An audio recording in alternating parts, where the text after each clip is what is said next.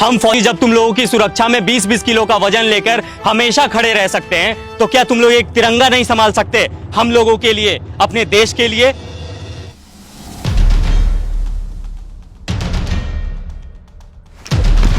Ma'am क्या कर रही हो आप?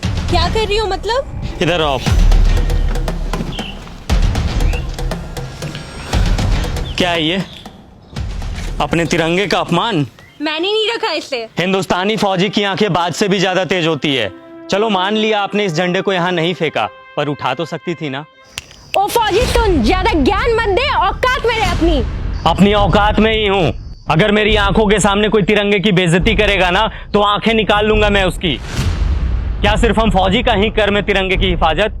ये कोई ऐसी वैसी चीज है क्या? अपने देश की आन बान शान है ये, और तिरंगे की हिफाजत सिर्फ फौजी का कर्म नहीं बल्कि हर हिंदुस्तानी का फर्ज है। अरे जाना यार, टाइम मत खराब कर मेरा, बहुत देखे हैं तेरे जैसे। मेरे जैसे नहीं देखे होंगे। तूने एक लड़के को थप्पड़ मारा?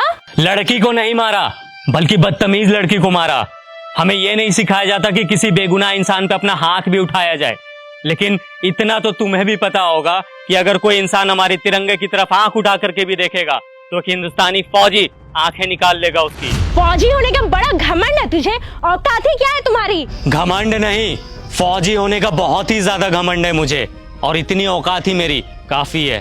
तुम जैसे लोग ना 25-30 हजार की नौकरी करके ही खत्म हो जाते हो, और देख मेरी औकात, 10 लाख की गाड़ी में घूमती हूँ। तुम घूमो 10 लाख की गाड़ी में, हमें 50 डिग्री गर्मी, -50 डिग्री ठंडी, तेज बारिश में भी बॉर्डर पे खड़े होकर अपने देश के लिए हंसते हंसते सीने पे गोली खाने में फक्र महसूस होता है। यही हमें सुकून देता है। तुम क्या जानो असली देशभक्त होता क्या है? सुन, अब बहुत हो रहा है तेरा। तूने तो मुझे एक थप्पड़ मारा ना, मैंने तुझे 10 ना मरवाया ना, तो मेरा भी नाम हनी नहीं। मेरी दीदी यहाँ की डीएम है। रुक, अभी बुलवाती उसे। तू बस यहाँ से भागना मत। बिना डरे सीने पे गोली खाने वाले को थप्पड़ से डरा रही हो? फौजी हूँ, 1 इंच भी अपनी जगह से पीछे नहीं हटूंगा। जिसे बुलाना है बुला ले। मैं भी तो जरा देखूं उसे अपना देश प्रेम पहले दिखता है या फिर ये बहन। रुक, अभी समझ आ जाएगा।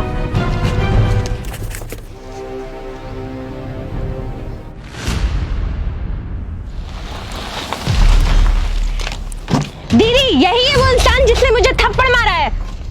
कितना मारा? एक, वो भी बहुत जोर का।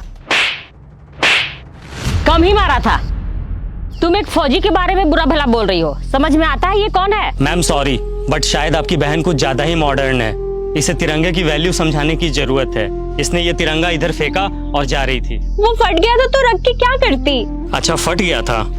1 मिनट मैम।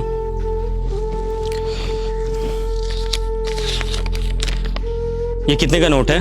100 का। अब कितने का है? 100 का। अरे क्यों, फटने से इसकी वैल्यू खत्म नहीं हुई? मैं भी फेंक देता हूं इसे। बड़े शर्म की बात है, एक नोट फट जाने के बाद भी अपनी वैल्यू नहीं खोता, चाहे वो 10, 20, 50, 100, 1000 कितने का भी हो। लेकिन हमारा तिरंगा जो अनमोल है, वो फट जाने के बाद अपनी वैल्यू खो देता है। लोग इसे फेंक देते हैं। वाह। अब आपको कुछ बोलने की जरूरत नहीं है। आई एम सॉरी, मुझे सब समझ में आ गया है। अफसोस कि तुम्हें अब समझ आया, जबकि अपने तिरंगे की कद्र करना ये कोई समझाने की बात ही नहीं है। हम फौजी जब तुम लोगों की सुरक्षा में 20-20 किलो का वजन लेकर हमेशा खड़े रह सकते हैं, तो क्या तुम लोग एक तिरंगा नहीं संभाल सकते हम लोगों के लिए, अपने देश के लिए?